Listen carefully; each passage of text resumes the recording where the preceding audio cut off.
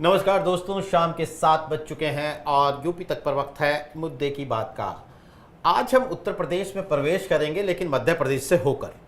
वजह ये कि मध्य प्रदेश में कांग्रेस पार्टी ने नवरात्र के पहले दिन यानी कल अपनी पहली लिस्ट जारी की है मध्य प्रदेश विधानसभा चुनाव के लिए, और 144 कैंडिडेट इस लिस्ट में हैं। तमाम बड़े नाम हैं, तमाम कुछ विधायकों के टिकट कटे हैं, लेकिन जो बात इसे बहुत महत्वपूर्ण बनाती है 2024 के चुनावों के मद्देनज़र और उत्तर प्रदेश की पॉलिटिक्स के मद्देनज़र, कि इस लिस्ट में कई सीटें वो हैं, कांग्रेस पार्टी की इस लिस्ट में कई सीटें वो हैं जिन पर अखिलेश यादव की पार्टी यानी समाजवादी पार्टी मध्य प्रदेश में पहले ही चुनाव लड़ने की घोषणा कर चुकी है।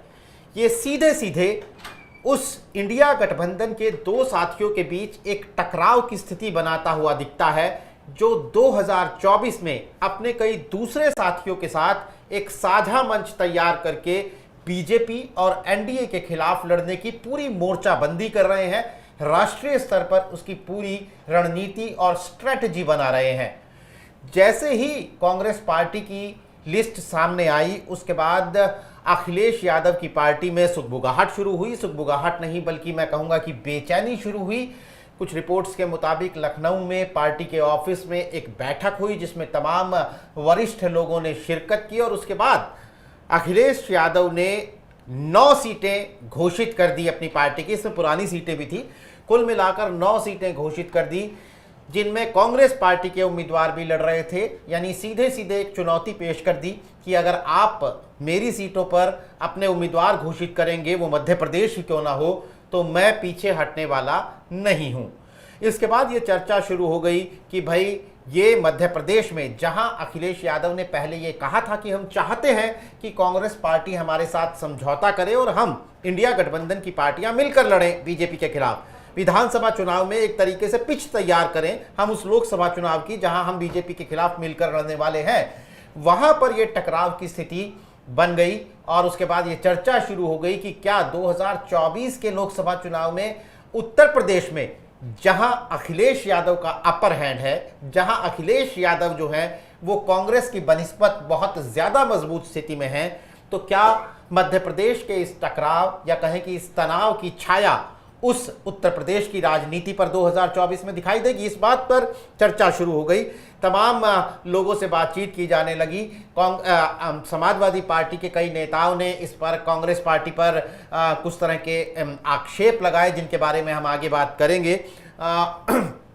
लेकिन इससे पहले कांग्रेस पार्टी के पीसीसी चीफ या कहें कि पूर्व सीएम और कांग्रेस पार्टी के मध्य प्रदेश में सीएम का चेहरा कमलनाथ ने इस पर एक प्रतिक्रिया दी, अखिलेश यादव ने इस पर प्रतिक्रिया दी, और जाहिर तौर पर जो वो कहते हैं कि 2 की लड़ाई में 1, मैं यहाँ पर वो यूज़ नहीं कर रहा हूँ शब्द कि दो की लड़ाई में जो एक तीसरा मज़े लेता है, तो बीजेपी की तरफ से भी इसमें प्रतिक्रिया आई।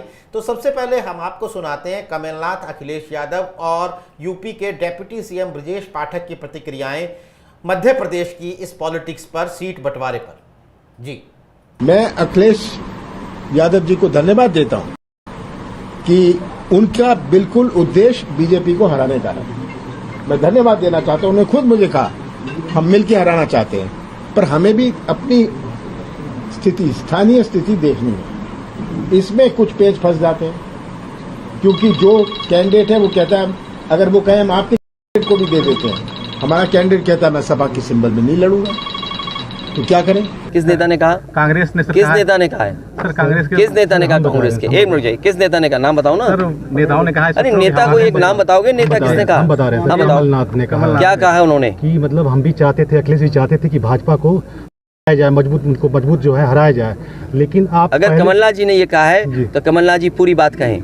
और जब बीजेपी को हराना है तो चाहे वो कांग्रेस हो चाहे समाजवादी पार्टी, उसको झूठ नहीं बोलना चाहिए, क्योंकि कांग्रेस के बड़े नेता, किस नेता ने, इन पत्रकार साथी को ये नहीं पता था कौन नेता ने क्या कहा। खैर आपने जानकारी दे दी, इसलिए अभी नहीं, हमें अगर बात करनी होगी तो हम अपने स्तर पे करेंगे। और विपक्षी गठबंधन केवल सत्ता के लोलुप लोगों का एक समूह है, जो जैसे जैसे चुनाव की तिथियां पास आएंगी आपस में कभी मतैक्यता नहीं बनेगी। ये केवल कुर्सी के भूखे लोगों का एक समूह है। तो आपने सुना कि कमलनाथ ने, कांग्रेस नेता कमलनाथ ने कहा कि भाई हम स्वागत करते हैं अखिलेश यादव की बात का कि मिलकर लड़ेंगे, लेकिन इसमें कुछ जो है वो क्षेत्रीय पेच हैं। हमारे कैंडिडेट जो हैं वो समाजवादी पार्टी के सिंबल पर लड़ना नहीं चाहते हैं। तो उन्होंने पेच बताकर कांग्रेस पार्टी की सीट को जस्टिफाई करने की कोशिश की। अखिलेश यादव ने जो कहा वो काफ़ी इंटरेस्टिंग है।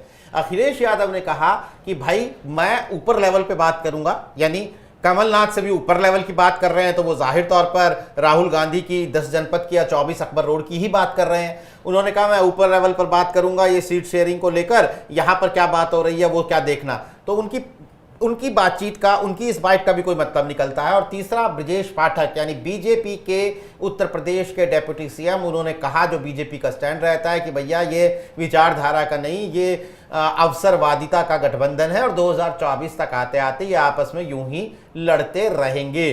तो इन तीनों नेताओं की बातचीत का मतलब समझने के लिए, उसकी आगे की पॉलिटिक्स समझने के लिए और इस पूरे मसले की गांठें खोलने के लिए, उसका एनालिसिस के लिए हमारे साथ कई मेहमान मौजूद हैं। उनमें शामिल हैं यूसुफ अंसारी, वरिष्ठ पत्रकार हैं, कांग्रेस पार्टी की पॉलिटिक्स पर पिछले 3 दशक से लगभग नज़र रखे हुए हैं और राष्ट्रीय राजनीति पर हम उनके लेख और उनके वक्तव्य लगातार देखते रहते हैं।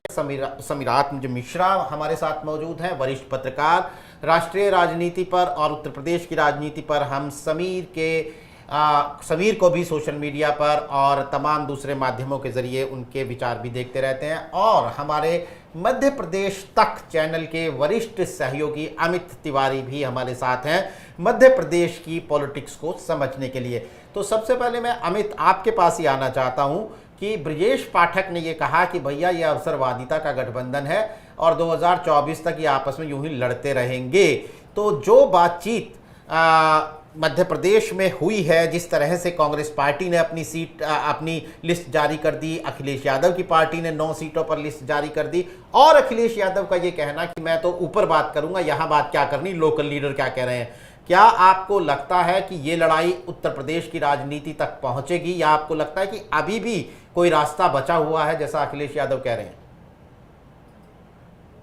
जी बिल्कुल, आपका कहना सही है कि रास्ता है कि नहीं। सवाल ही ये है कि रास्ता आगे तक के लिए बचता है कि नहीं बचता, क्योंकि मुझे जो मध्य प्रदेश में हुआ उसके बाद रास्ता आगे के लिए बहुत मुश्किल ही नजर आ रहा है। क्योंकि मध्य प्रदेश में इनको बड़ा खराब लगा, अखिलेश यादव को इसलिए खराब लगा कि आप टाइमिंग देखिए कि इतने दिनों तक तो अगर बातचीत हो रही होती तो कांग्रेस की लिस्ट जब आई, कांग्रेस की लिस्ट जिस दिन आती है उसके बाद शाम को ही समाजवादी पार्टी की लिस्ट आ जाती है और समाजवादी पार्टी ठीक उन्हीं सीटों पर उम्मीदवार उतारती है जहां पर कहा जा रहा था कि आम सहमति बन जाएगी।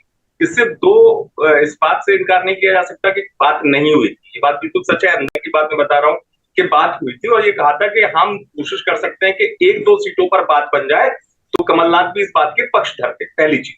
अब हुआ ये कि जब लिस्ट आई तो लिस्ट आने में जो खासतौर से समाजवादी पार्टी की जो मांग थी वो थी 5 से 7 सीटों पर, तो कम से कम कमलनाथ माने या कांग्रेस माने 5 से 7 सीटों पर कांग्रेस ना उतारे कैंडिडेट, लेकिन वैसा भी नहीं हुआ।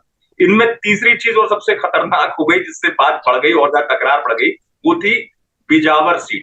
2018 के जब चुनाव हुए तो बिजावर एकमात्र सीट थी जहां पर समाजवादी पार्टी ने जीत हासिल की थी और समाजवादी पार्टी बिजावर के लिए तो खासतौर पर अड़ी हुई थी कि बिजावर सीट पर कांग्रेस कैंडिडेट ना उतारे किसी भी सूरत में। और अगर कांग्रेस की लिस्ट पहली लिस्ट हो उसमें कहीं भी बिजावर का नाम तो ना आए, इतना तो कम से कम वेट एंड वॉच किया जा सकता है, लेकिन वैसा नहीं हुआ।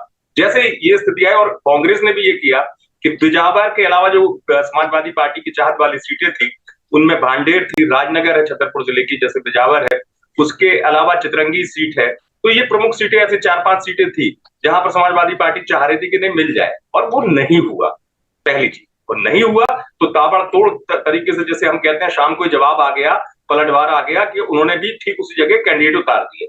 लेकिन सवाल ये कि आखिरकार सहमति क्यों नहीं बनी, तो इसका जवाब ये है कि जो मेरी जानकारी है या जो कमलनाथ जी हैं उनका जो नजरिया रहा है शुरू से, वो 2023 में वो किसी भी सूरत में मुझे नहीं लगता गठबंधन के पक्ष में। कमलनाथ शुरू से नहीं चाह रहे थे कि समाजवादी पार्टी से गठबंधन हो, नहीं तो 1-2 सीटों छोड़ने में क्या दिक्कत थी। तो हमारा आप समझ सकते हैं कि 1-2 सीटें तो वो बिजावर तो छोड़ ही देते। बिजावर में भी उन्होंने समाजवादी पार्टी को इसलिए खराब लगा कि जो समाजवादी पार्टी के नेता हैं दीप नारायण यादव, उनके ही भतीजे को कांग्रेस का टिकट दे दिया, तो और ज्यादा खराब लग गया समाजवादी पार्टी को कि हमारे ही नेता के भतीजे को टिकट दे दिया। यहां से तकरार और बढ़ती गई। लेकिन बात गठबंधन की है तो ये जरूर था शुरुआत में कि बात हुई है, ऐसा नहीं कि कमलनाथ बात करने के पक्ष में थे, 1-2 सीटों का उन्होंने कहा था, लेकिन यहां से 7 सीटों की मांग थी। अब जब 7 सीटों में से कोई सीट नहीं मिली और पहली लिस्ट में ही वो सारी सीटें आ गई, आप ये भी सहयोग देखिए, तो मतलब कमलनाथ का इरादा साफ था, उस चीज पर कोई कंसिडर नहीं हुआ, कोई गठबंधन की बात नहीं बची। अब अखिलेश यादव का पलटवार जो आप कह रहे हैं कि अखिलेश यादव ने कहा कि ऊपर लेवल पे बात, अगर ऊपर लेवल पे वो बात करेंगे तो मुझे नहीं लगता कि ऊपर लेवल पे बात करने से अब क्या परिवर्तन होगा, क्योंकि जो सूची आई है तो स्क्रीनिंग कमेटी की बैठक हुई, राहुल गांधी से लेकर सोनिया गांधी से लेकर मल्लिकार्जुन खड़गे सब बैठक में थे। और इस बार तो वैसे ही मध्य प्रदेश में सर्वे जो हुआ है वो कमलनाथ का सर्वे भी हुआ है, आला कमान का भी सर्वे हुआ है, और मुझे नहीं लगता कि कमलनाथ जो उन्होंने इस बात से अवगत नहीं कराया होगा आला कमान को कि ये वो सीटें हैं जहां पर समाजवादी पार्टी हमसे अपेक्षा रख रही थी कि हम छोड़ दें। तो ऐसी स्थिति में जब सूची आला कमान से दिखाकर फाइनल हुई है तो मुझे नहीं लगता कि अब किसी तरीके की समन्वय की बात बचती है, या फिर कमलनाथ अपने स्टैंड से वापस आ जाए, या वो कैंडिडेट जिनको कांग्रेस ने उतार दिया उनको कांग्रेस कहे कि नहीं अब आप नहीं लड़ेंगे चुनाव, ये समाजवादी पार्टी के लिए खाली है। और अगर अखिलेश यादव ऊपर की बात करें, राहुल गांधी या सोनिया गांधी पास जाते हैं, तो मुझे नहीं लगता, ये तो पहले कमलनाथ जो है एक एक कदम बिल्कुल आलाकमान को बता के कर रहे हैं, वहां पर सब चीजें पूछी गई, सर्वे हुआ है, कई चीजें हुई है। तो ये मुझे लग रहा है अखिलेश यादव ने पलटवार करते हुए दबाव बनाया है एक तरीके से, जो आप 2024 के परिप्रेक्ष्य में पूछ रहे हैं। मतलब मेरा अखिलेश यादव ने बता दिया कि अगर आप ऐसा करेंगे तो मैं अटैकिंग मूड में आ जाऊंगा, मुझे जो लग रहा है। जी जी जी बिल्कुल। समीर, बात पर मैंने अमित जी से पूछा, मैं आपसे समझना चाहता हूं कि जो बात ब्रजेश पाठक ने कही है कि भैया ये विचारधारा का नहीं, अवसरवादिता का गठबंधन है और 2024 तक ये यूं ही लड़ते रहेंगे और 2024 में भी कोई बात नहीं बनेगी, क्या आपको लगता है कि ये एक शुरुआत है, या कहें कि पहले स्पीड ब्रेकर पर गठबंधन जो है वो औंधे मुंह गिरता हुआ नजर आ रहा है हमें, या आगे उम्मीद बची है, बाकी है?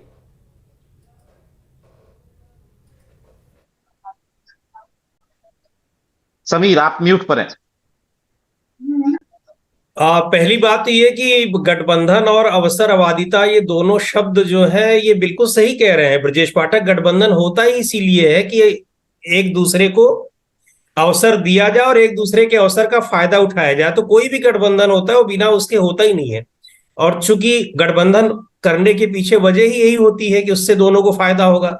अगर सारी की सारी 230 सीटों पर कांग्रेस, ये लोकसभा की अगर हम सारी सीटों पे मान लेते हैं कि बीजेपी अकेले जीत सकती है, तो किसी को गठबंधन में क्यों शामिल करेगी, या कांग्रेस पार्टी अगर। तो ये गठबंधन और अवसरवादिता, ये आरोप आसान है दूसरे के ऊपर लगाने, लेकिन वास्तविकता ये है कि गठबंधन होते ही इसीलिए है, अवसरवादिता की वजह से, लोगों को अपना फायदा दिखता है।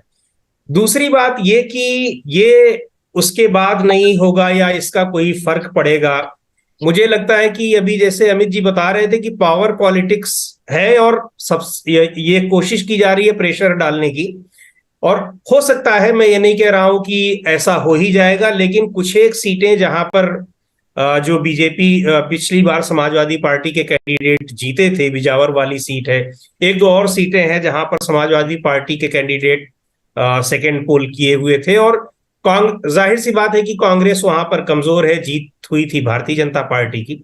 तो कुछ ऐसी सीटों पर समझौता हो जाए इस तरह का कि कांग्रेस पार्टी वहां ना लड़ाए, लेकिन ऐसी सीटें बहुत ज्यादा होंगी तो 2-3 सीटें होंगी, 4 सीटें होंगी, अगर ऐसा होता भी है गठबंधन को बचाए रखने के लिए। दूसरी बात यह है कि जहां तक मैं समझ रहा हूं कि यह गठबंधन विधानसभा चुनाव को लेकर के कतई नहीं है, क्योंकि विधानसभा चुनाव में अगर गठबंधन की ये नजीर बन जाएगी समाजवादी पार्टी के साथ, तो अभी कई जगहों पर विधानसभा चुनाव, या खैर अभी 2024 के पहले तो मेरे ख्याल से अब कहीं नहीं होने हैं, लेकिन दूसरी जगहों पर भी दूसरी पार्टियों की दावेदारी बढ़ेगी, और जगह भी, या 2024 के बाद भी, अगर चूंकि अगर गठबंधन में लड़ते हैं और उसके बाद दूसरी जगह पे विधानसभा चुनाव होंगे, तो वहां पर भी ये बात होगी कि वहां भी सीटों का समझौता हो, तो जाहिर सी बात है बहुत सारी जगहों पे कांग्रेस पार्टी को सफर करना पड़ेगा, क्योंकि क्षेत्रीय दल कई जगहों पे मजबूत है। तो ये यहाँ पर गठबंधन को लेकर के मुझको नहीं लगता है कि कांग्रेस पार्टी जरा भी किसी दबाव में आने की सोच रही है। हाँ ठीक है, जहां मजबूत है तो उसको लग रहा होगा कि अगर यहाँ हम जीत भी नहीं सकते हैं, पिछली बार भी नहीं जीते हैं, 2-3 बार ऐसा हुआ है कि नहीं जीते हैं, तो वहां पर वो ये चांस ले सकती है। दूसरी बात यह है कि 2024 में कि मध्य प्रदेश में अगर गठबंधन नहीं हुआ अखिलेश यादव, तो अखिलेश यादव की नाराजगी इस हद तक बढ़ जाएगी कि वो 224 में लोकसभा के चुनाव में गठबंधन नहीं करेंगे। तो ये बिल्कुल नहीं है।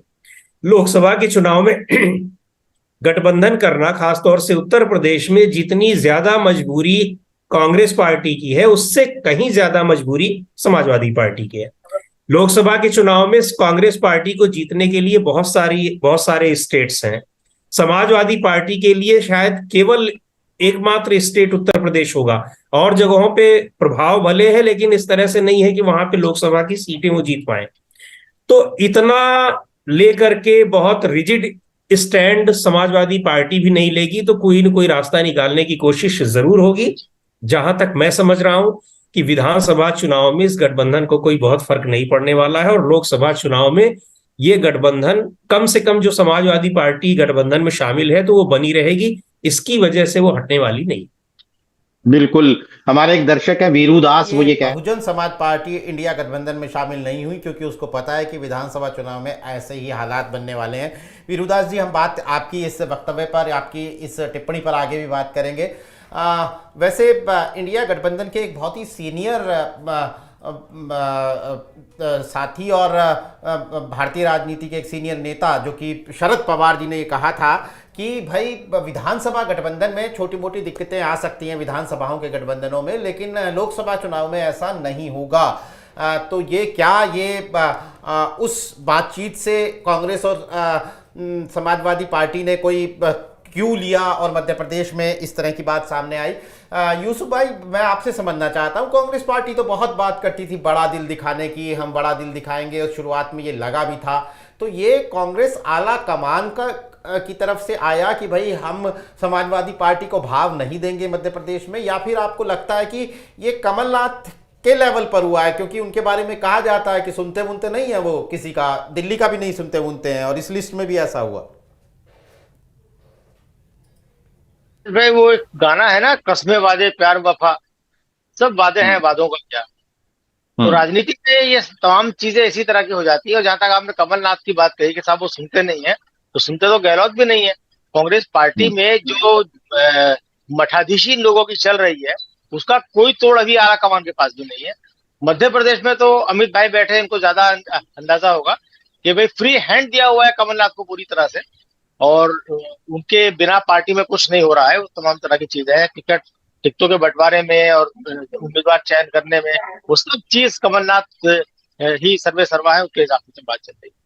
बात ये आती है कि भाई गठबंधन में आपने बहुत सही एकदम बुनियादी सवाल उठाया कि कांग्रेस दावा कर रही थी साहब बड़ा दिल दिखाएंगे, तो कहाँ दिखाया जा रहा बड़ा दिल? ये बिल्कुल वाजिब सवाल है। सवाल यह है कि एक नैतिक शिक्षा की किताबों में हमने पढ़ा है कि भाई बड़ा वो होता है जो त्याग करता है। वो त्याग यहाँ कांग्रेस करता हुआ नहीं दिख रही है। सबसे बड़ी स्टेक होल्डर 2024 के लिहाज से इन 5 राज्यों के विधानसभा चुनाव जो है बहुत महत्वपूर्ण है, और इसे अगर सत्ता का सेमीफाइनल माना जाता है और लोकसभा चुनाव फाइनल है, तो सेमीफाइनल को तो कांग्रेस को और भी बहुत वहां गलती की गुंजाइश नहीं। सेमीफाइनल से अगर आप आउट हो गए तो फाइनल में पहुंच ही नहीं पाएंगे। तो ये चीज हर चुनाव में पिछले 20 साल से हम देख रहे हैं कि जब भी राजस्थान, मध्य प्रदेश, छत्तीसगढ़ के चुनाव होते हैं, ये सवाल उठता है कि भाई आखिर कांग्रेस छोटे दलों को इग्नोर क्यों करती है। समाजवादी पार्टी का अगर मैं बात करूं तो अपने गठन के बाद से 93 में समाजवादी पार्टी ने मध्य प्रदेश में चुनाव नहीं लड़ा था, लेकिन 98 में मध्य प्रदेश में समाजवादी पार्टी ने चुनाव लड़ा था और 4 सीटें जीती थी। तब लगभग 1.5% के आसपास वोट समाजवादी पार्टी को मिला था, और उनका सबसे अच्छा प्रदर्शन 2003 में था, जब समाजवादी पार्टी ने 7 सीटें जीती थी। 7 सीटें जीतने का मतलब है 203 में से 230 सीटों में से 7 सीटें जीतना, मतलब प्रदेश राज्य स्तर की पार्टी का दर्जा हासिल करने के लगभग बराबर था। मिला नहीं वो अलग बात है। तो वो 7 सीटें मैक्सिमम है समाजवादी पार्टी की, और 1 मिनिमम है जो पिछली बार उन्होंने जीती। और 2013 में समाजवादी पार्टी शायद चुनाव नहीं लड़ी थी मध्य प्रदेश में, क्योंकि उसका डेटा नहीं अवेलेबल नहीं है, इलेक्शन कमीशन की वेबसाइट पर भी नहीं है। तो इसका ये मतलब है कि या तो वो इतनी कम सीटों पर लड़ी होगी, एक आध दुक्का, ये उसका डेटा नहीं है, या लड़ी ही नहीं होगी, तो इसलिए दावे के साथ नहीं कहा जाता। लेकिन इसका 1.5% से लेके 3.25% तक समाजवादी पार्टी का वोट रहा है। पिछले चुनाव में 1.3% वोट था और वोट भी अच्छा खासा मिला पिछले चुनाव में 2018 में 4,96,000 के आसपास वोट समाजवादी पार्टी को मिला था। तो ये जब इंडिया गठबंधन बना और ये तय हुआ कि भाई हम मिलकर चुनाव लड़ेंगे, उसके बाद यूपी का एक्सपेरिमेंट हुआ घोसी विधानसभा सीट पर, वहां कांग्रेस ने अपना उम्मीदवार नहीं उतारा, लेकिन अखिलेश यादव ने उत्तराखंड में अपना उम्मीदवार उतारा बागेश्वर में, और ये माना जाता है कि साहब अखिलेश यादव की समाजवादी पार्टी के उम्मीदवार की वजह से कांग्रेस वो सीट हार गई। मध्य प्रदेश में जो कांग्रेस की पोजीशन इस वक्त है, जो कांग्रेस मुख्यालय पे चर्चा है कि साहब एक तरफा मामला है और 150 सीटें हम जीत रहे हैं, लेकिन इस तमाम अच्छे हालात के बावजूद, अच्छी हवा के बावजूद, कॉन्फिडेंस या ओवर कॉन्फिडेंस के बावजूद कांग्रेस को ये एहतियात जरूर रखनी चाहिए कि अगर हमारा छोटा सा भी वोट खिसकता है, 2-3 सीटें भी खिसकती है, तो उसका हमें लॉन्ग टर्म में नुकसान होता है। और कई बार कई फैसले जो है वो गुडविल बनाने के लिए किए जाते हैं। जैसे मैं आपको याद दिलाता हूँ, गठबंधन का एक धर्म होता है, ये बात हमें सिखाई सीपीएम ने। सीपीएम वेस्ट बंगाल में लगातार 25 साल उसने राज किया, और अगर वो अकेले भी चुनाव लड़ती तो भी पावर में रहती थी, अकेले ही वो मेजोरिटी से ज्यादा सीटें जीतती थी, करीब करीब 2-3 सीटें अकेले जीत लेती थी।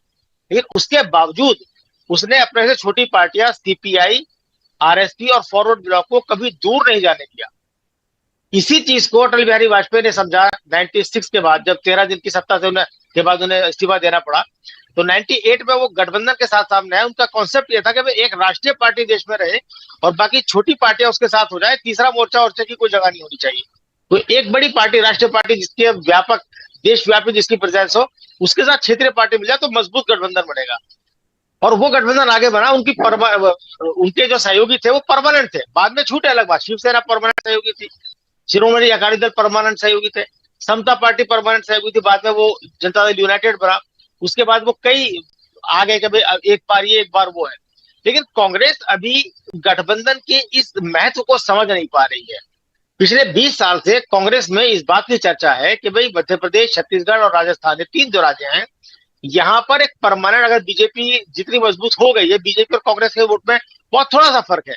पिछली बार तो मध्य प्रदेश में बीजेपी का वोट प्रतिशत ज्यादा था, करीब आधा % ज्यादा था, और कांग्रेस का कम था। उसके बावजूद कांग्रेस की 5-6 सीटें ज्यादा थी, 114 कांग्रेस की थी, 109 बीजेपी की थी, बहुत ज्यादा फर्क नहीं था। लेकिन इसके बावजूद कांग्रेस ये नहीं समझ पा रही भाई अगर हम किसी छोटी पार्टी के साथ एक परमानेंट एलायंस कर ले, चाहे बीएसपी हो चाहे समाजवादी पार्टी हो, तो 1-1.5% जो वोट मिलेगा हमें, वो हमें फायदा ही करेगा, नुकसान नहीं करेगा। तो 230 सीटें ना कांग्रेस जीत सकती है, और कभी कोई पार्टी किसी प्रदेश की सभी सीटें विधानसभा तो नहीं जीत सकती है। लोकसभा की अलग बात है, कम सीटें होती है। तो उसमें अगर आप देखें, अरविंद केजरीवाल आपकी बात पे आपत्ति कर सकते हैं। उनको अधिकार है, किसी भी बात पर कर सकते हैं। तो जो अमित जी ने बताया था कि किसी ना किसी ट्रैक पे बातचीत हुई, और बिल्कुल जाहिर सी बात है, बिल्कुल बातचीत हुई होगी। और अगर अखिलेश यादव ने ये बात कही है कि मैं ऊपर बात करूंगा, तो उनकी ये शिकायत जायज है कि भाई 7 सीटें उन्होंने 2003 में जीती थी, तो इसका मतलब ये कि उन सीटों पर उनका असर है। तो अगर 4, 5, 6 सीटें कांग्रेस उनको दे देती है तो कांग्रेस का कोई बहुत ज्यादा घाटा नहीं होता है।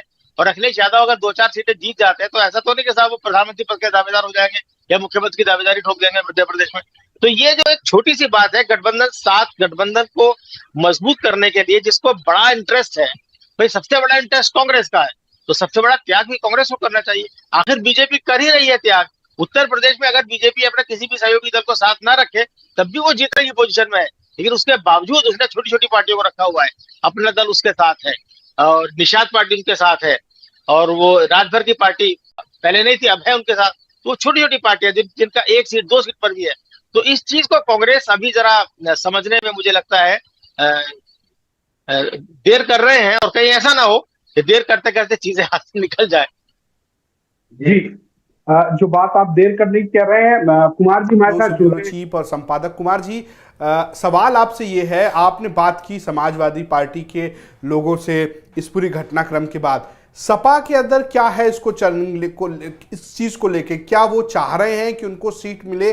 क्या बातचीत अभी भी जारी है समाजवादी पार्टी की कांग्रेस के साथ, या अब ये मान चुके हैं कि मध्य प्रदेश में वो लोग चुनाव नहीं लड़ेंगे? और खासकर 2024 को लेकर इस पर सपा क्या सोच रही है? देखिए, जो तीनों बातें आपने कही ना, वो तीनों बातें दिख रही हैं। पहली बात ये कि वो सचमुच चाहते हैं कि चुनाव लड़े, मजबूती से चुनाव लड़े, क्योंकि उसके पीछे उनका तर्क है कि उनको राष्ट्रीय पार्टी का कभी उनका दर्जा हुआ करता था, और वो चाहते हैं कि अलग अलग राज्यों में उनको इतने वोट मिले ताकि वो अपने को राष्ट्रीय स्तर पर अपनी स्थिति, एक पार्टी के तौर पर अपनी स्थिति मजबूत रख सकें, राष्ट्रीय पार्टी के तौर पर वो सामने आ सकें। दूसरी बात ये है कि उनके ये सिर्फ चाहने भर का मतलब नहीं था। वो कहीं ना कहीं आ, वो अंदर से इस बात को लेकर के थोड़े संतुष्ट हैं कि अब ये स्थिति है कि ठीक है, नहीं भी लड़ेंगे तो हम लोग तो साथ नहीं लड़े, लेकिन हम लोग चुनाव तो लड़ेंगे। और उनके चुनाव लड़ने का मतलब मुझे समझ में आ रहा है कि उनके लिए कांग्रेस से गठबंधन तो नहीं हो रहा, जो जहां तक हमारी जानकारी है, लेकिन उनको लग रहा है कि अब जब वो उत्तर प्रदेश में टेबल पर बैठेंगे तो अब वो इसका कहीं ना कहीं उसका वो बदला निकालेंगे। ये ठीक बात है कि वो कांग्रेस के साथ गठबंधन में जाएंगे, नेशनल लेवल पर उनका गठबंधन रहेगा, लेकिन उनको लगता है कि अब अपर हैंड उनके पास होगा जब कांग्रेस पार्टी उनके पास 2024 के गठबंधन के लिए आएगी। इसमें कहीं कोई अब दो राय नहीं है। जितनी समाजवादी पार्टी के नेताओं से बात हुई, उनको ये लग रहा था कि कम से कम 2-3 सीटों पर हो सकता है कि गठबंधन हो जाए, क्योंकि सचमुच किसी लेवल पर ये बातचीत चल रही थी। और आज भी जो नेताओं के बयान हैं, यहाँ तक कि अखिलेश यादव ने भी जिस तरीके से हिंट किया है, या फिर शिवपाल यादव की बात कर लें, तो ये बातचीत हुई है। लेकिन जो बातचीत चल रही थी, दरअसल ये जो हमारी जानकारी है उसके मुताबिक इनका जो एक लीडरशिप मध्य प्रदेश का है, या फिर आप समझ लीजिए कि मध्य प्रदेश में जो लोग हैं जो कमलनाथ से जाकर के मिल के अपनी बातें रख रहे हैं, उस लेवल पर इन्होंने कई सीटें मांग रखी थी। कुछ सीटों पर इनकी मांग थी कि भाई कुछ सीटों पर आप कम से कम ये हमारे साथ आइए। लेकिन जब कमलनाथ ने एक तरीके से जब सीटें ऐलान कर दी, घोषणा कर दी, तो अब इनको ये लगने लगा है कि अब गठबंधन की कोई गुंजाइश नहीं है, गठबंधन नहीं होगा और उनको अकेले लड़ना पड़ेगा। लेकिन वही लास्ट मिनट जो चीजें होती हैं कि चलो गठबंधन में किसी को बुरा ना लगे, एक आध सीटें हो जाए, तो उससे भी हम लोग इनकार नहीं कर सकते कि शायद आखिर में बात होते होते एक आध सीटों पर बात बन जाए। लेकिन मुझे लग रहा है कि समाजवादी पार्टी अंदर से इस बात को लेकर के खुश है कि चलो कोई गठबंधन नहीं हुआ, कोई बात नहीं, कम से कम हमारे ऊपर अब इस गठबंधन को निभाने का कोई बहुत प्रेशर नहीं रहेगा। यही आप अंदाजा लगा लीजिए कि अगर 4-5 सीटों पर गठबंधन हो जाता तो कांग्रेस पार्टी फिर 24 के चुनाव के लिए जब सीटें मांगती तो एक उनके ऊपर एक मॉरल प्रेशर होता। जिस बात की चर्चा हो रही थी कि भाई बड़ा दिल दिखाने वाली बात है, अब अखिलेश यादव के ऊपर ये बर्डन नहीं रहेगा कि उन्हें कितनी सीटें देनी है, कितनी सीटें नहीं देनी है। अब जब बैठेंगे तो उनकी तरफ से जो बातें कही जा रही है कि फिर जब फॉर्मूला होगा तो वो कुछ इस तरीके का फॉर्मूला होगा कि कौन आदमी कितनी सीटें जीत सकता है। फॉर्मूले में ये कि भाई आपने कितनी सीटें जीती थी, कितनी सीटों पर आप दूसरे नंबर पर हैं, और कितनी सीटें आप अपने बड़े नेताओं के लिए चाहते हैं। और अगर आप इन तीनों चीजों को मिला दें तो ये सिंगल डिजिट में आता है, इससे ज्यादा का नहीं आता। और ये समाजवादी पार्टी के लिए एक बड़े रिलीफ की बात है, जो इंटरनली मैं समझ पा रहा हूं कि अगर नहीं हुआ गठबंधन तो उनके लिए वो समझ रहे हैं कि बहुत बुरा हमारे साथ नहीं हुआ, 2-3 सीटें अगर हमें मिल जाती ठीक है हम लड़ लेते, लेकिन एक मॉरल प्रेशर होता है कि फिर हमें कांग्रेस को अच्छे से एडजस्ट करना है। अब वो एडजस्ट करने वाली स्थिति नहीं होगी। ये अलग बात है कि गठबंधन होगा, मैं भी मानता हूं, गठबंधन बहुत हार्ड बार्गेनिंग होगी, ये भी मैं मानता हूं, लेकिन निश्चित तौर पर अब समाजवादी पार्टी ये जरूर खुल करके कहेगी कि ठीक है, जब आपने वहां नहीं दिया तो फिर यहां भी अब हम अपने हिसाब से तय करेंगे। जी, जो बात कुमार अभिषेक जी कह रहे हैं कि अभी हो सकता है अंतिम समय में 1, 2, 3 सीटें हो जाए। समाजवादी पार्टी ने 9 सीटों पर उम्मीदवार घोषित किए, पहले उन्होंने 6 किए थे, लेकिन जब कांग्रेस ने, कमलनाथ ने सूची जारी की तो वो सीटों की संख्या 9 हो गई। अभी भी 3 ऐसी सीटें हैं जहां पर गुंजाइश दिखती है अगली सूची में। मैं चाहता हूं कि आप बताइए इस गुंजाइश में कितनी संभावना नजर आ रही है कि क्या इन 3 सीटों में किसी एक सीट पर बात बन जाए, या जो 6 है उसमें किसी एक सीट पर वापसी की गुंजाइश। आपको किन्हीं 1, 2, 3 सीटों पर गुंजाइश अभी भी नजर आ रही है सपा को लेकर कि कांग्रेस शायद उस पर राजी हो जाए, अगर ऊपर बातचीत चल रही है और अगर कमलनाथ पर दबाव बने तो वो उस पर राजी हो जाए? नहीं, संभावना हो सकती है, लेकिन मेरे हिसाब से उसका प्रतिशत बहुत ज्यादा नहीं है। मुझे नहीं लगता कि वो प्रतिशत बहुत ज्यादा है, क्योंकि अगर होना होता तो वो उन सीटों पर एक आध सीट, इनमें से मैं ये जो शुरुआत में बात कह रहा था रजत, कि उनमें से एक आध, खास तौर से बिजावर का मैं जिक्र बार बार इसलिए कर रहा हूँ कि सपा की इच्छा थी कि वो सीट जरूर वही छोड़ दी जाए, नहीं हुआ। अब एक आध सीट कोई हो सकती है, चितरंगी सीट रह गई है, समाजवादी पार्टी चाह रही थी कि उसमें भी हो जाए। अब एक आध सीट के चांसेस आप अगर मुझसे पूछेंगे तो मुझे तो बहुत ज्यादा नजर नहीं आते। एक आध सीट में अगर प्रेशर ऊपर से हो, क्योंकि कमलनाथ जिस तरीके से बात यूसुफ जी कर रहे थे, बिल्कुल सही बात कर रहे थे, और अभिषेक जी का भी कहना बिल्कुल सही है। कमलनाथ अपने अपने अपने हिसाब से रणनीति चल रही है। कमलनाथ जो कह रहे हैं या कर रहे हैं वो अपने हिसाब से कर रहे हैं। और जहां तक सवाल मध्य प्रदेश के चुनाव का है, इसको आप ऐसे भी मानिए कि ये कांग्रेस का अति उत्साह भी आप कह सकते हैं, क्योंकि हाल में ओपिनियन पोल जब से आए तब से कमलनाथ जो है और आक्रामक हो गए हैं। मध्य प्रदेश में ओपिनियन पोल आने के बाद कांग्रेस जो है बड़ी तेजी से फ्रंट फुट पर खेल रही है, और कमलनाथ को भी लग रहा है कि नहीं, जो मेरी रणनीति थी वो सही है। अब ऐसी स्थिति में एकाध सीट की बात रह जाए तो मुझे इसके प्रतिशत बहुत कम नजर आते, क्योंकि अगर होना होता तो वो नरम लहजा, वो थोड़ा सा उदारता, वो नजर आ जाती आपको बिजावर सीट में या राजनगर में आ जाती। चलिए बिजावर छोड़ दीजिए, मुझे जो जानकारी है, जो मेरे अपने सूत्र है, कमलनाथ पहले आलाकमान के सामने ये भी गणक दे चुके हैं कि भाई जो सीटें मांग रहे हैं समाजवादी पार्टी, वहां हमने समाजवादी पार्टी, अब जैसे बिजावर क्यों महत्वपूर्ण हो जाती है, बिजावर वो सीटें जहां पर यादव वोटर और ब्राह्मण वोटर सबसे ज्यादा है। ऐसे ही कुछ राजनगर का आंकड़ा है, ऐसे ही भांडेर में है, ओबीसी वोटर बहुत ज्यादा है। तो कमलनाथ पहले कह चुके आला कमान से कि वहां पर हमने उसी जाति की, जैसे कि बिजावर में टिकट भी जो उन्होंने दिया, चरण सिंह यादव को टिकट दिया, तो वो अपना तर्क पहले दे चुके कि हमारा कैंडिडेट जीतने की स्थिति में है। और चूंकि ये भी कमलनाथ को इतना फ्री हैंड दे रखा गया है कि वो कह ही रहे हैं कि मैं उस व्यक्ति को टिकट देने में यकीन रख रहा हूं जो जीत के दिखाए सीट को।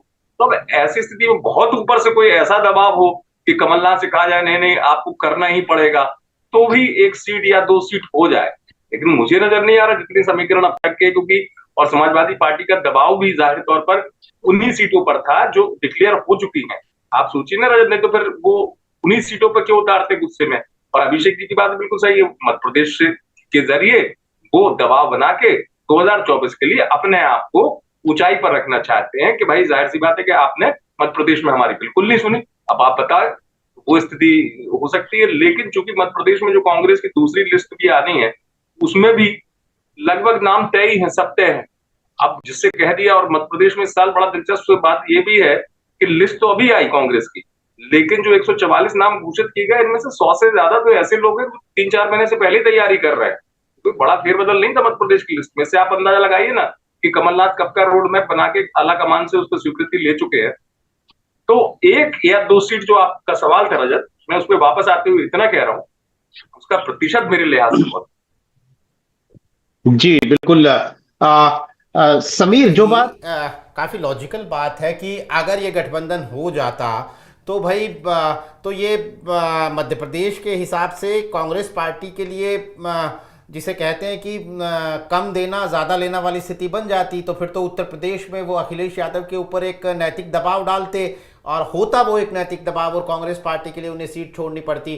तो क्या आपको भी लगता है कि उत्तर प्रदेश के नज़रिए से, लोकसभा चुनाव के गठबंधन के नज़रिए से, ये अखिलेश यादव के लिए एक तरीके का फ़ायदा ही हो गया? उनके बहुत ज़्यादा स्टेक मध्य प्रदेश में थे नहीं, और उत्तर प्रदेश में जहाँ हैं वहाँ के लिए उनके पास एक पॉइंट हो गया कहने के लिए कांग्रेस को।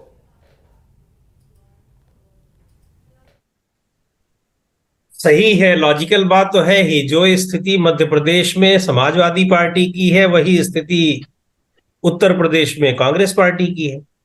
तो ये सही है कि जब अगर टेबल पर आमने सामने बैठेंगे तो एक बात ये कहने के लिए तो रहेगा ही कि भाई हम आपकी बात वहां मान गए तो आपने, लेकिन बात वही है कि अगर मान जाते हैं तो मान जाने का मतलब ये है कि अखिलेश यादव यहां से अपने प्रत्याशी अगर हटा लेते हैं इन 7 सीटों पर, ऐसा तो संभव नहीं होगा।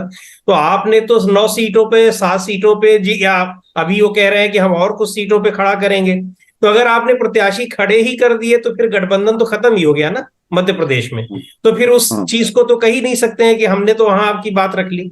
तो बात रखने का तो ये है कि आपको अगर 2 भी सीट दे रहे हैं तो आप लड़ लीजिए, अदरवाइज मत लड़िए। और इसकी मुझे नहीं संभावना दिखाई पड़ती है कि 1 या 2 सीट पर समाजवादी पार्टी कोई मान जाएगी। हाँ, ये भी नहीं कह रहा हूं कि, मुझे तो जहां तक मेरी जानकारी है कि शुरू से ही मुश्किल से 8 या 10 सीटों को लेकर के समाजवादी पार्टी की बातचीत हो रही थी कि हम इतने पे लड़ना चाह रहे हैं।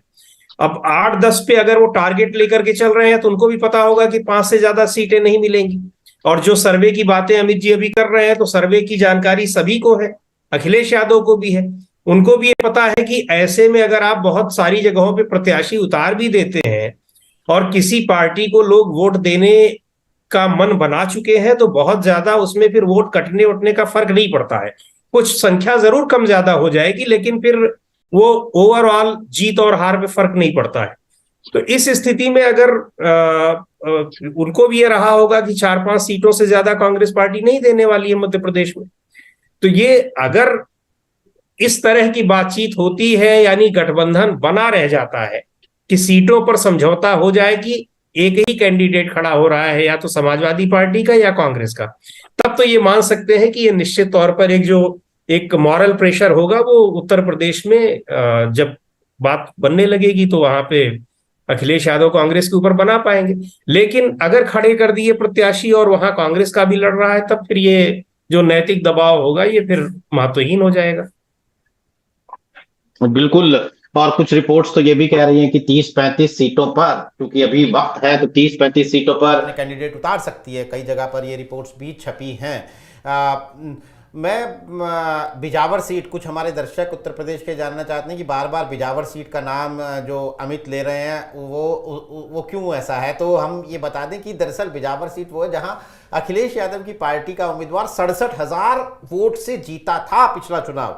67,000 वोट से अगर कोई कैंडिडेट जीता है तो वहां पर जीतने वाली पार्टी अगर ये उम्मीद लगाती है कि दोबारा मेरे हिस्से में ये सीट आए लड़ने के लिए, तो वो मुझे लगता है कि वो उस उम्मीद पर हम पानी तो नहीं इस तरीके से फेरा जाना चाहिए जैसा कांग्रेस पार्टी ने फेर दिया है।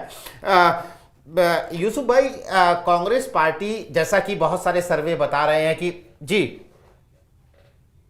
नीरज जी, एक छोटी सी बात, अब चूंकि बिजावर सीट की बात हुई है तो उसको कह दूं, अमित जी उसका संकेत दे चुके हैं।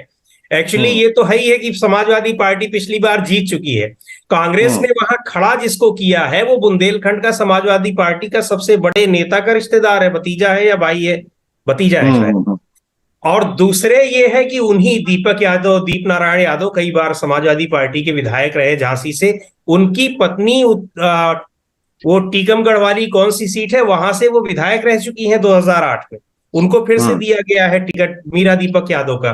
तो उनके उस परिवार में कांग्रेस पार्टी ने सेंध लगाई है, जो कि उनका बहुत बड़ा एक समर्थक है, मतलब उनकी पार्टी का समर्थक क्या कहे, उनकी पार्टी का ही है।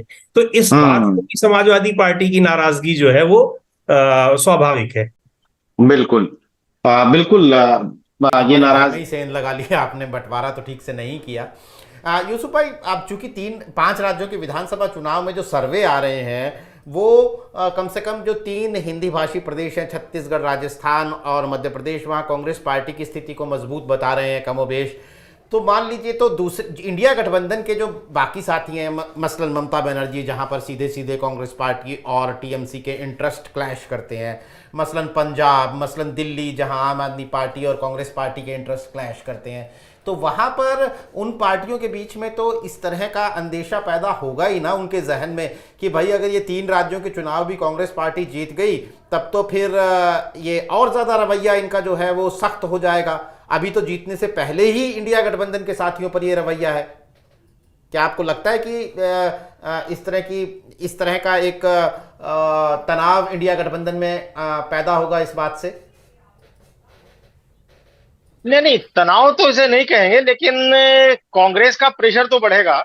और 2021 अगर आपको याद हो तो पश्चिम बंगाल में चुनावी नतीजे आने के फौरन बाद ममता बनर्जी ने दिल्ली में सभी विपक्षी दलों के नेताओं की बैठक बुलाई थी, जिसमें कांग्रेस को नहीं बुलाया गया था। तब भी मैंने एक आर्टिकल लिखा था कि भाई कांग्रेस का बगैर विपक्षी एकता का कोई विपक्षी गठबंधन नहीं बन सकता है।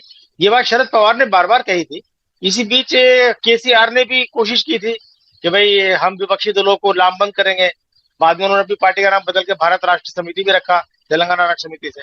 तो अब राहुल गांधी की भारत जोड़ो यात्रा के बाद जो उनके बारे में और कांग्रेस के बारे में परसेप्शन चेंज हुआ है। खासकर हिमाचल और कर्नाटक के चुनाव जीतने के बाद जो एक विपक्षी मोर्चे की एक नेचुरल अगुवाई की दावेदार के रूप में कांग्रेस उभरी है, तो ये तो अनडिस्प्यूट है कि भाई विपक्षी दलों के गठबंधन की अगुवाई कौन करेगा, ये कांग्रेस कर सकती है, कांग्रेस की क्षमता है। कांग्रेस ने अपने अधिवेशन में भी ये बात कही थी, उदयपुर के चिंतन शिविर में भी ये बात कही गई थी कि भाई कांग्रेस अकेली पार्टी है जो सभी पार्टियों को साथ लेके चल सकती है, उसके पास संगठन क्षमता है, पूरे देश में चुनाव लड़ सकती है। तो अब इसमें कोई शक शुबा नहीं रह गया है, चाहे वो ममता बनर्जी हो, शरद पवार तो पहले दिन से बात मानते हैं कि भाई विपक्षी गठबंधन कांग्रेस के नेतृत्व में ही खड़ा हो सकता है, कांग्रेस को नकार के कोई विपक्षी गठबंधन नहीं बन सकता। वो कोई मोर्चा हो सकता है, तीसरा मोर्चा, चौथा मोर्चा, पांचवा मोर्चा, मेन विपक्षी गठबंधन कांग्रेस को दरकिनार करके नहीं बन सकता। इन 5 राज्यों में जहां चुनाव हो रहे हैं, अब तो चर्चा ये भी चल रही है, किसी टीवी चैनल पे मैं देख रहा था कि शायद 5-0 हो जाएगा, क्योंकि बीजेपी की जो सत्ता है यहाँ पर वो सिर्फ एक राज्य में है, मध्य प्रदेश में है, और मिजोरम में बीजेपी की एक सीट आई थी, वहां मिजो नेशनल फ्रंट की सरकार है, और चूंकि बीजेपी की एक सीट थी तो वो एनडीए का गठबंधन है, इसलिए बीजेपी की सहयोगी सरकार उसे कह सकते हैं। लेकिन इन 5 राज्यों में बीजेपी सिर्फ एक जगह सत्ता में है, और अगर वहां भी वो सत्ता से बाहर हो जाती है और कोई दूसरा राज्य जीतने की पोजीशन में बीजेपी, जो माना जा रहा था भाई राजस्थान में आ सकती है, लेकिन राजस्थान में जितनी सीट पोर्टेबल कांग्रेस में है उससे कहीं ज्यादा बीजेपी में है, तो वहां पर भी बीजेपी की सत्ता में वापसी के चांसेस जो है वो कांग्रेस के मुकाबले कम नजर आते हैं। तो ऐसे में अगर मध्य प्रदेश बीजेपी के हाथ से निकल जाता है और राजस्थान उसके हाथ में नहीं आता है, तो ये तो 5-0 हो जाएगा भाई। 5-0 से कोई टेस्ट सीरीज जीत जाए, कोई वनडे की सीरीज जीत जाए पार्टी, क्रिकेट में तो कितना बवाल मचता है, तो बीजेपी का सारा परसेप्शन ढेर हो जाएगा, वो जो एक तिलिस्म बना हुआ है वो टूट जाएगा। बीजेपी के सामने ये चुनौती है। तो दूसरी पार्टियां हैं वो तो कांग्रेस के सामने तमाम विपक्षी पार्टियां जो हैं वो नतमस्तक हो चुकी हैं, अब वो कोई बहुत ज्यादा बार्गेनिंग की पोजीशन में नहीं है। जहां तक बात यह है कि कांग्रेस की, अरे भाई मालूम है कि कांग्रेस को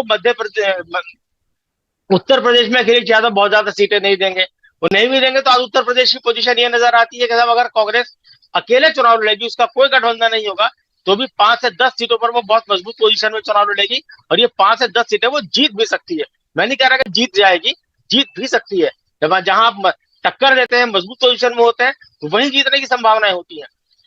पश्चिम बंगाल में ममता बनर्जी कांग्रेस को बिल्कुल सीट देना नहीं चाहेंगे। एक उनका विधायक जीता था पिछले चुनाव में कांग्रेस का, उसे भी ममता की पार्टी ने अपनी पार्टी में मर्ज कर लिया है, तो वो तो ठीक है। कांग्रेस को सारी मेहनत वहां करनी है जहां कांग्रेस का मुकाबला सीधे सीधे बीजेपी से है, और ऐसे 9 राज्य हैं, पूरी तरह से 7 ही राज्य हैं, लेकिन वहां करीब 145 सीटें लोकसभा की है। तो कांग्रेस का फोकस उन राज्यों में बीजेपी को पटखनी देकर अपने नंबर बढ़ाने पर है, न कि बहुत ज्यादा वो दलदल में फंसना। जो सीटों की खींचतान है, जहां एक सीट की खींचतान होनी है, उसमें बहुत ज्यादा कांग्रेस फंसना नहीं चाहेगी। बोलेगी ठीक है, जहां जितनी सीटें जिसको देनी है दे दो, हम बाकी अपनी जगह से जीत कर लाएंगे। और ये 5 राज्यों में, जिसमें से 3 हिंदी हार्टलैंड में है, यहाँ अगर तीनों राज्य कांग्रेस जीत जाती है तो कांग्रेस के बारे में एकदम परसेप्शन चेंज हो जाएगा, जो लोकसभा के नतीजों को बुरी तरह प्रभावित करेगा। बिल्कुल, जो आप बात करेंगे कहीं ना कहीं ये कांग्रेस का अगर इस तरीके में उसका असर दिखेगा। हालांकि कुमार जी, मैं आपके पास आऊं सवाल के साथ, को सिर्फ कांग्रेस और सपा नहीं, कुछ और घटक दल भी हैं। अगर यूपी में बातचीत होगी तो बात जयंत चौधरी की होगी। जयंत चौधरी से भी आज सवाल पूछा गया, वो एक कार्यक्रम में पश्चिमी यूपी में मेरठ में मौजूद थे, तो उन्होंने कहा कि भाई अगर आप क्या देख रहे हैं कि बीजेपी भी लोकसभा के विधानसभा के चुनाव में अपने घटक दल को, क्या जो हरियाणा की पार्टी है उसको राजस्थान में सीट देंगे, क्या जो उत्तर प्रदेश की पार्टी है आप राज्यभर को देख लीजिए, क्या उनको बिहार में सीट देंगे क्या। तो ये बात वो करते हुए नजर आया, ऐसा लगा कि वो कांग्रेस की वकालत कर रहे हैं। हालांकि उनका स्टेक भी 2-4 सीटों पर राजस्थान में है, और उनके पार्टी के एक इकलौते विधायक जो पिछली बार जीते थे वो गहलोत सरकार में मंत्री भी हैं। और चंद्रशेखर आजाद ने तो राजस्थान में लंबी लिस्ट जारी कर दी। बिल्कुल, वो तो पूरा एक लंबी सूची है। तो आपको इन लोगों की चीजें कहां नजर आ रही है? क्या कांग्रेस के साथ इनकी बातचीत भी उसी तलखे पे है? अभी स्थिति आपको क्या दिख रही है अगर मैं अखिलेश के अलावा अन्य पार्टियों की बात करूं इंडिया गठबंधन में, यूपी में खासकर?